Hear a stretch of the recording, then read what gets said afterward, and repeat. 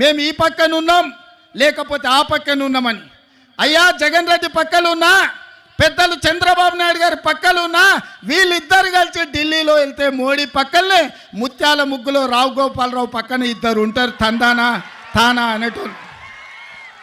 వీళ్ళిద్దరు అదే కదా ఢిల్లీకి వెళ్తే. ఢిల్లీలో వీళ్ళు ఎవరైనా మోడీని అడుగుతారా? మోడీని నిలదీస్తారా? మీ ప్రాంతం కోసం ఏమైనా తెస్తారా?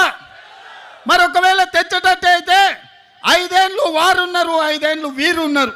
పోలవరం పూర్తెందుకు కాలే, రాజధాని రాలేదెందుకు మనకు? మీరు ఒక్కసారి ఆలోచన చేయండి మిత్రులారా. వాళ్ళిద్దరూ పాలన చేసే నాయకులు కావాలనుకుంటున్నారు, వాళ్ళిద్దరూ ప్రశ్నించే గొంతులు కావాలని అనుకుంటలేరు మిత్రులారా. ఇవాళ అందుకే నేను అబద్ధాలు చెప్పదలుచుకోలే, అలవి కాని మాటలు మీకు నేను చెప్పదలుచుకోలే. వాస్తవంగా మీకు కావాల్సింది పాలకులు కాదు, మీకు కావాల్సింది ప్రశ్నించే గొంతుకలు. ఎందుకంటే ఈ ప్రాంతం సమస్యల మీద జాతీయ స్థాయిలో నిలదీసే వాళ్ళు, నిటారుగా కొట్లాడే వాళ్ళు కావాలి. వెన్నెముక లేని నాయకత్వం మీ సమస్యల్ని పరిష్కరించదు, నిటారుగా నిలబడి కొట్లాడే నాయకత్వం మీ సమస్యల్ని పరిష్కరిస్తారు. అందుకే మీరు ఒక్కసారి ఆలోచన చేయండి.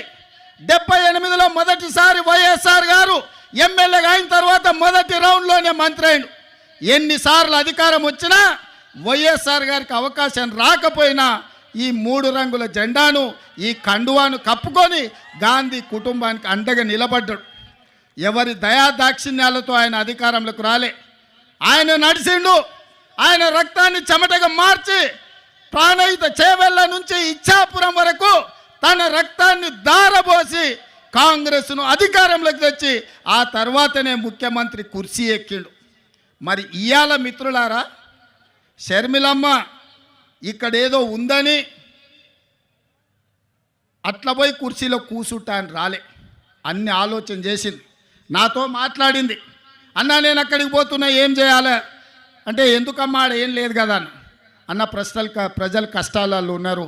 ఇక నేను నిర్ణయించుకున్నా, వైఎస్ఆర్ మా నాన్నగారి ఆశయ సాధన కోసం ఈరోజు ఆంధ్రప్రదేశ్ ప్రజలు కష్టాలలో ఉన్నారు, వాళ్ళకు అండగా నిలబడడానికి నాకు వయసు ఉంది, ఓపిక ఉంది, వాళ్ళ కోసం కొట్లాడే శక్తి ఉంది. నేను మళ్ళా వెనక్కి వెళ్తున్నా, వైఎస్ఆర్ బిడ్డగా, ఆయన రాజకీయ వారసురాలుగా. ఎక్కడైతే పోగొట్టుకున్నామో అక్కడనే మొదలు పెడతాం. వైఎస్ఆర్ ఆశయ సాధనను ఆంధ్రప్రదేశ్ గడ్డ మీద జెండా బాతుతాం. నేను కొట్లాడతా, నేను కాంగ్రెస్ పార్టీని నిలబెడతా, ఆంధ్రప్రదేశ్ హక్కులను సాధిస్తా అని వారు చెప్పినారు.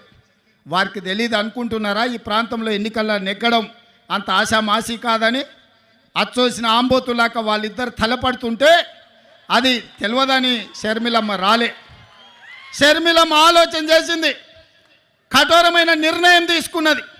ఆంధ్రప్రదేశ్ ప్రజల పక్షాన నిలబడాలి, పోలవరం పూర్తి చేయాలి, అమరావతిలోనూ మీ క్యాపిటల్ సిటీని కట్టాలి, అదేవిధంగా విశాఖ ఉక్కును ఎవడో వచ్చి అప్పనంగా అమ్ముకుంటుంటే చూస్తూ ఊరుకుంటామా అని చెప్పి ఇవాళ ఇక్కడికి వచ్చింది. ఆనాడు లక్షలాది మంది రోడ్లెక్కి ప్రాణ త్యాగాలు చేసి 32 మంది ఆత్మ బలిదానాలతో విశాఖ ఉక్కు ఆంధ్రుల హక్కుగా ఈ సంస్థ ఏర్పడితే అదానీ అంబానీలకు, అదానీ గారి కోసం ప్రధాని గారు తెగ నమ్ముతుంటే వీళ్ళెవరు ప్రశ్నించే పరిస్థితి లేదు. అందుకే ఈరోజు కష్టాలైనా సరే, కష్టాలైనా కన్నీళ్ళైనా మంచైనా చెడైనా మీ మధ్యలో ఉండాలి, మీకు అండగా నిలబడాలి అన్న ఆలోచనతోని ఇవాళ షర్మిలమ్మ మీకోసం కొట్లాడుతుంది. రాజకీయ ప్రయోజనం ఆశించో, అప్పనంగా అధికారం వస్తుందనో ఇవాళ షర్మిలమ్మ కొట్లాడతలేదు. కష్టమైనా సరే ఇప్పుడు ప్రశ్నించే గొంతుగా ఉండాలి, ప్రజల పక్షాన నిలబడాలి అని ఆంధ్రప్రదేశ్ ప్రజల కోసం అండగా నిలబడడానికి షర్మిలమ్మ వచ్చింది. ఇవాళ కొంతమంది మాట్లాడుతున్నారు, రాజశేఖర రెడ్డి గారికి షర్మిలమ్మకు ఎట్లా ఆయన వారసత్వాన్ని క్లెయిమ్ చేస్తుందని.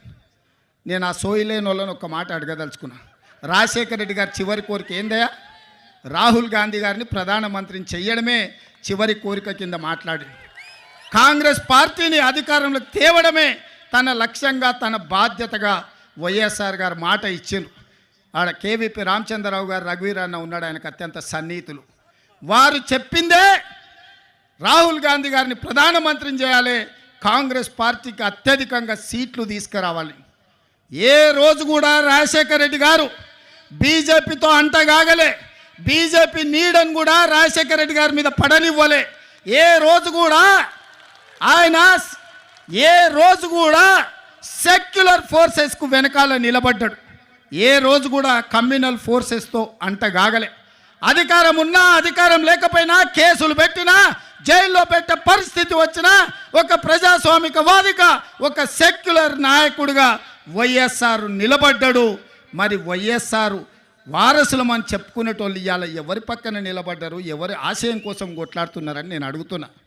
ఇదేనా వైఎస్ఆర్ వారసుడిగా మీరు చేసేది?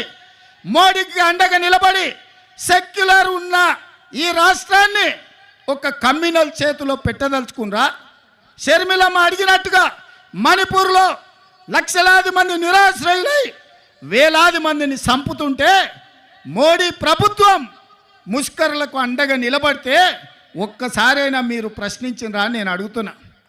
గోద్రాలో సంఘటనలు జరుగుతుంటే మోడీని ఆ రోజు వైఎస్ఆర్ గారు అడిగినరు, కడిగినరు.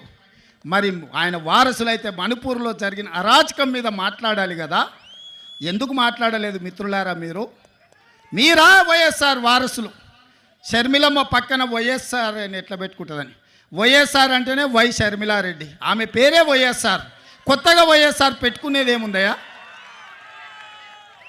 షర్మిలారెడ్డి అంటేనే వైఎస్ఆర్ అంటేనే షర్మిలమ్మ, అవతల షర్మిల అనాల్సిన పనే లేదు మిత్రులారా. వైఎస్ఆర్ అంటేనే షర్మిలమ్మ, నిజమైన వారసురాలు షర్మిలమ్మ. ఎందుకంటే రాహుల్ గాంధీ గారిని ప్రధానమంత్రిని చేయాలన్న ఆలోచన, కాంగ్రెస్ పార్టీని గెలిపించాలన్న ఆలోచన, ఆంధ్రప్రదేశ్ ప్రజలకు అండగా నిలబడి మీ కష్టాలు